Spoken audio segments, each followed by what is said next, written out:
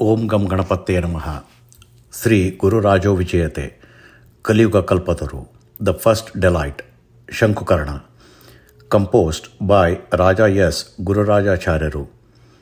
He who is the cause of the creation, sustenance, and dissolution of the universe, who is all independent, supreme, the object of worship for all, and the embodiment of the Supreme Brahman is Sri Ramanayaka in the form of Sri Padmanabha, emerging from the lotus navel of Sri Hari, the Fortunate One, following the command of the God of gods, Sri Narayana, created the entire universe and are revered as the great grandfather in the 14 worlds. This four-faced Brahmadeva, born from the belly of Lakshmi Devi, the mother of all the worlds, hold a prominent position among the gods. In the Satyaloka of Sri Brahmadeva, the grandfather of all worlds, there is a beautiful temple on the lotus seat. This temple of worship of the four-faced deity is crowded with gods, semi-gods, Gandharvas and sages. How beautiful the temple is! It dazzles with golden walls, columns made of diamond and lapis lazuli, and garlands and festoons crafted from pearls, rubies, gems, and Gomeda stones. In the center of this breathtaking and captivating temple shines a grand pavilion adorned with 9 precious stones. In front of this beautiful pavilion, golden lampstands with Nandadvipa lamp are glowing. Around it, golden vessels containing all the items needed for the worship of the Lord. Inside the temple, the gods are seated in order according to the ranks, reciting the Vedas. On one side, the Gandharvas are singing. On another side, the female celestial beings are depicting the various pastimes of the Lord's 10 incarnation through diverse expressions and postures in their dance. Sitting on the golden throne, Lord Brahma is deeply engaged in the worship of the Supreme Soul. The Vedic chants resonate beautifully in various pitches and tones, emanating from the gently smiling faces of the serpents around him. This divine and auspicious sight ignites a flame of devotion in everyone's heart. Adorned with all sorts of ornaments, Saraswati, who emerges from the lotus and is known for her lotus-like face, is radiant with soft glow of her smile, illuminating the entire temple with her beauty. A captivating veena rests on the delicate lap of Brahma's consort, Saraswati. Her tender fingers delicately and intricately strum the strings of the veena, producing a melodious flow of Kalyani ragas. This heart-touching melody seems to pervade Satyaloka, hinting at some future well-being of the world. The waves of sound from Saraswati's veena, rich in Kalyani raga, gently ripple and raise a stream of emotional devotion in the lotus hearts of the listeners. Today, for some reason, the beautiful Kalyani raga seems especially dear to the consort of the Lord of Wealth. As Veenapani, she showcases her expertise in playing the divine instrument, leaving the universe in awe. This unending stream of delightful music, singing the playful acts of the Lord with fresh inspiration, might just be the prelude to the well-being of many worlds in the form of Kalyani Raga. In front of Sri Saraswati Devi, the queen, adorned with the crown of Aja, stands a highly radiant god, deeply immersed in enjoying the sweet music of the veena. Oh, what beauty! His body shines like refined gold, matching his complexion, with a broad chest and expansive yet restless and compassionate eyes, sparkling with the light of lightning. Dressed as a pitamara, wearer of yellow garments, adorned with a jewel-studded crown, earrings, and pearl necklaces, his face is incredibly charming. His gentle smile, like moonlight, captivates everyone's heart with its brilliance. Such majesty he holds. Who could this deity be? Emanating such serenity and truthfulness, he seems very dear to Brahma and his consort Devi Saraswati. Perhaps the four-faced Lord Brahma himself has gathered all the beauty and charm of the universe to create him. Holding a golden flower basket in his hand with half closed eyes, this god is none other than our hero of the story, the deity of karma in the fundamental form of Kaliyuga Kalpataru, Shankukarna. Shankukarna is known for bringing tulsi flowers for the worship conducted by Lord Brahma, a traditional act of service. This is the duty assigned to him by the great grandfather Brahma. It is Lord Brahma's custom to worship the various forms of the Almighty every day. As usual, he is deeply engaged in the worshipping the 10 incarnations of the Supreme Soul. The worship of the first 6 avatars, including Matsya and Kurma, has been completed. As Brahma meditates on each divine form, Lord Hari personally appears in those forms to accept the worship. What an extraordinary sight it is! How fortunate are the residents of Satyaloka to witness and rejoice in the unique forms of the Supreme Soul every day. Is there any limit to their good fortune and merit? The worship of Sri Bhargavarama has concluded. Lord Brahma is eager to worship the form of Sri Ramachandra. From his lotus-like face, praises of Sri Rama flow forth. I continuously worship Sri Rama, who pervades the 10 directions, controls the 10 senses, is the son of Dasharatha, the enemy of Ravana with 10 heads, and resides in Srinivasa. In the gem-studded pavilion, colors shine like a rainbow arch. It is as if a million such suns have risen simultaneously, creating a magnificent brilliance. Adored in blue garments that enhances his beauty, captivating the world, the conqueror of even Cupid himself, wearing yellow garments, garlands, armlets, bracelets, shark-shaped earrings, and Kaustuba gems, and holding the Kodanda bow, the supreme auspicious figure of Lord Ramachandra appears. Accompanied by the mother of the world, Sita Devi, he stands there, his face illuminating by a gentle smile like the moonlight. Overwhelmed with joy from the vision of Lord Ramachandra, the ruler of all the universe, Lord Brahma on his lotus seat was thrilled. With single-minded focus, he gazed at the lotus face of Janaki's consort. His heart swelled with devotion, his throat choked with emotion, and tears of joy streamed from his eyes. After performing the rituals of invocation, offering water for washing hands and feet, and presenting sandalwood paste and rice, Lord Brahma reached for the golden flower basket to begin the worship. But his hands froze in surprise. Astonishingly, there were no tulsi flowers in the basket for the worship of the deity. What a grave oversight, especially in Satyaloka, to have no flowers for the worship of the Supreme Soul. Brahma's heart was filled with deep regret and agitation. The great Lord had arrived for worship, but now there was an obstacle due to the absence of tulsi flowers. What a slothful predicament. Turning around in slight anger, Brahma called out Shankukarna, but there was no response. Upon looking again, Shankukarna stood still as if in a trance. Didn't he hear me calling? Thought Brahma, and called out again with more irritation, Shankukarna. Shankukarna jolted awake. The Veena music by Saraswati Devi had also stopped. He looked around bewildered, as if he had just descended from another world. Lord Brahma, seeing Shankukarna standing motionless, scolded, "Where are the tulsi flowers for the worship of the deity? Why do you stand there as if you cannot hear, Shankukarna? Is such negligence even in the virtuous Satyaloka acceptable?" Shankukarna then became fully alert. He glanced around and saw Lord Ramachandra standing with a gentle smile next to Sita Devi in the gem-studded pavilion. Lord Brahma looking angry at the disruption in the worship. Saraswati, who had stopped her veena playing and was sitting down, and his own hand holding an empty gold vessel. Realizing the situation, Shankukarna burst into laughter.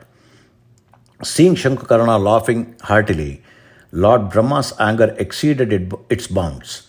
He scolded, Shankukarna, you have failed in your duty by not bringing tulsi flowers for the worship of the Lord of the universe, causing an obstruction in the worship of the Supreme Soul. And now you laugh without answering my question. How did you, who reside in Satyaloka and witness the auspicious form of Madhava every day, acquire this demonic nature, that is, asuric behavior? Now suffer the consequences. For neglecting your duty and acting like a demon, you shall be reborn as a demon. Saying this, Brahma sprinkled water from his kamandalu over Shankukarna.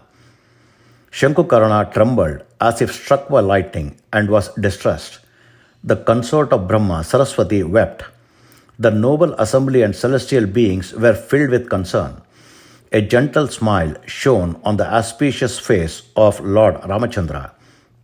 Shivering with fear, Shankukarna fell at the lotus feet of his grandfather, Brahma, shedding tears and pleading, Forgive me, forgive me. Moved by the plight of her beloved disciple Shankukarna, Saraswati with compassion beseeched, My beloved, isn't Shankukarna the child we have nurtured? What does this curse mean, my lord? Please forgive and save him. Lord Brahma, still irked by listening to Saraswati's words, replied, O Saraswati, indeed it's true. Shankukarna is your beloved child. Yet you speak in his defense, turning a blind eye to his grave offense. But, goddess, the punishment I have imposed for his great offense today is justified. With these words, the fate of Shankukarna was sealed, and he faced the consequences of his action and the words of Lord Brahma. As Shankukarna fell to the ground, his body trembled and tears streamed down his face. He pleaded in a choked voice, Father, is such a harsh punishment necessary for this small, unintentional mistake? Grandfather, a curse for your servant? Lord, have I ever committed such a misdeed before? I have dedicated this body solely for your service. Why are you so angry with me, your humble servant? Please, my lord, forgive this servant's mistake. Hearing Shankukarna's pitiful words, Lord Brahma's anger slightly subsided. He spoke calmly, Shankukarna, as a disciple dear to me and Saraswati, and a person of good virtues, I am deeply pained and angered by such an inappropriate act from you, my child. Even if you have committed any other mistake, I would not have been this troubled. Any other offense I could have forgiven, but what you have done today is unforgivable. When Sri Ramachandra Prabhu, the ruler of all the universe and my father, appeared to accept my worship, you caused a disruption that prevented me from worshipping him. Disturbing the worship of the Supreme Being is an inexcusable offense. Moreover, the curse I have given you cannot be in vain. In great distress, Shankukarna implored, Lord, please consider the child's plea. Distracted by Mother Saraswati's melodious veena, I forgot myself, leading to this incident. Am I, who has received your grace, now to be born as a demon? The thought of a demonic birth chills my spine. Grandfather, can you not show mercy to a child? Should I harbor hatred towards the supreme auspicious form of the Supreme Soul? Please know, my Lord, do not cast me into the wild demon birth. That would make me despise Sri Hari. Better to suffer in the worst hell than to live devoid of devotion to Hari. Any low birth other than a demon would be acceptable to me. I would happily accept it, but please, not the demon birth. Have mercy, Father. All the celestial sages and gods in Satyaloka were silently witnessing this dialogue between the Guru and the disciple, the Lord and his devotees, the Father and his children.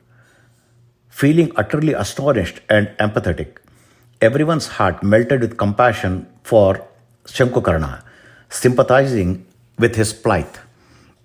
Lord Brahma, with a sense of pity, spoke, Child Shankukarna, even if you are born as a demon, you will not possess the nature of a demon. Your devotion to Hari will never wane. This is the truth. He thus decreed. Then a change of heart occurred in Lord Brahma. He pondered, poor Shankukarna has never behaved like this before. His dedication to the worship of Sri Hari, his respect in serving Saraswati and me, his enthusiasm in performing our worship with fear and devotion. Why did this happen today?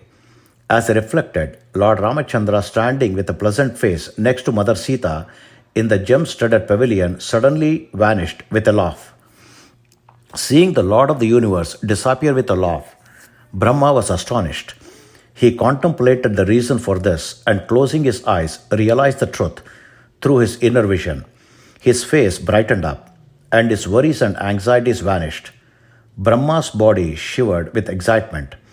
In a joyful mood, he exclaimed, O God of gods, friend of the devotees, is this your divine play? O Lord, how compassionate you are towards your devotees. Is this not your illusion, Lord, when even Goddess Lakshmi is bewildered by your Maya? Who are we to act against your will? Lord, the master puppeteer, making us dance to your strings, can we, your servants, ever be capable of acting against your wishes? Even the Vedas, which declare you as the only one to be known, confess their inability to fully comprehend you, saying, words written unable to grasp him. Who can understand you? Your glory, your playful acts, and your divine will, O Lord, did you orchestrate this for the benefit of the immortals and the welfare of the world? Infinite salutations to your familial love. Brahma then opened his eyes, lifted Shankukarna with love, placed his divine hands on Shankukarna's head, and spoke in a sweet voice. Lord Brahma said, my child, Shankukarna, this is the divine play of the Supreme Soul. Do you realize the kindness Sri Narayana has shown towards you? For the welfare of the gods and the good of all the worlds, he inspired Saraswati to play the Kalyani Raga on her veena, making you a diligent servant. Forget yourself in the sweetness of the raga. Then, as he appeared with Sita, he orchestrated the situation so that there were no tulsi flowers for his worship, inciting anger in me, leading me to curse you without thought. We all have been caught in his profound maya, acting accordingly to his will. And seeing this, he smiled contentedly and vanished as if he knew nothing. Ah, Lord, your play is indeed marvelous. He praised the glory of Sri Hari. Hearing Lord Brahma's words, Shankukarna lamented, Great grandfather, was it the will of the God of the gods that I be cursed? Alas, what a misfortune is mine. I can't see what sin I committed to deserve the wrath of Sri Hari, the Supreme Soul. Lord Brahma, in a comforting tone, said, Ah, my child, why be sad at the time of joy? Shankukarna, sighing deeply, said, Lord, your words are puzzling to me. I don't understand your intention. How can this be a time of joy for me, who has been cursed? Lord Brahma, with a slight smile, said, Indeed, Shankukarna, it is time of joy. Isn't it joyous that you are about to receive the complete grace of Sri Hari? Shankukarna, folding his hands, pleaded, What do you mean, great grandfather?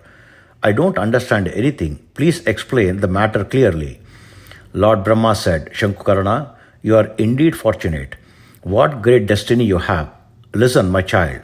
Sri Narayana is about to bestow upon you a unique blessing that has never been granted to anyone before. Through you, Sri Hari will manifest in a new and extraordinary form in the world. And it will be because of you that the teachings of Bhagavad Dharma will spread widely. You will attain a prominent position among the devotees of Sri Narayana. Not only that, but Sri Hari will always be close to you, using you in various ways to bring about the welfare of the world and grant you widespread fame. Who else has ever received such fortune? Truly, Shankukarna, you are blessed. Shankukarna, joyfully, Father, you just cursed me to become a demon. And now you say that I'll be a great devotee of Sri Hari and earn extraordinary fame. What does this mean, Lord? Lord Brahma, my son, it is now inevitable that Sri Hari will incarnate to discipline the wicked and protect the righteous. You are destined to be the cause of his incarnation. It is his will that I curse you.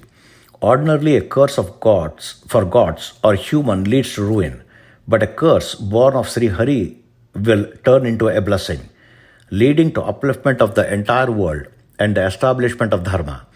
Shankukarna, Sri Hari has chosen you for this great task. Can there be any limit to your fortune then? Listen, even if you are born as a demon, no demonic traits will touch you. You will always embody divine qualities. Your devotion to Vishnu will grow boundlessly, and you will not only elevate yourself but also the world. Do not worry, your name will become immortal. Shankukarna, Lord, does this mean I have to be born as a demon? Lord Brahma, yes, my son. You will be born as a demon, but remember, your inherent nature will not be that of a demon. You will possess divine attributes and immense devotion to Vishnu, and through this you will achieve great things. Lord Brahma, no mistake, my child, this is the will of Sri Lakshmi Kanta. Shankukarna, then great-grandfather, when will my curse be lifted? Lord Brahma, with a great gentle smile. It's not a curse, Shankukarna. Consider it a blessed boon.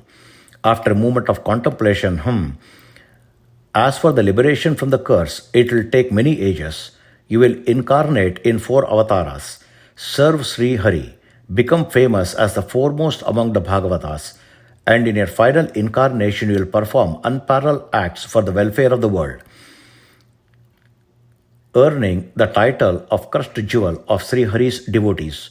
Now, entranced by the sweet melody of Saraswati's Kalyani Raga, which led you to neglect the worship of Sri Ramachandra and thus incur the curse, you will specially worship Sri Ramachandra and become actively involved in the world's welfare as a master of Veena music. Eventually, you will come to my abode and then join the lotus feet of Sri Hari, experiencing eternal bliss beyond birth and death. Shankukarna, with joy and enthusiasm, Father, I accept your command, but Lord, do I have to stay away from you and Mother Saraswati for ages? Lord Brahma, smiling, my son, even if you leave my world, I will never leave you. I, along with Vayudeva, will always be near you, working through you for the welfare of the world. Shankukarna, joyfully, I am blessed. When I incarnate on earth and forget my duties due to human nature, who will remind me, Lord?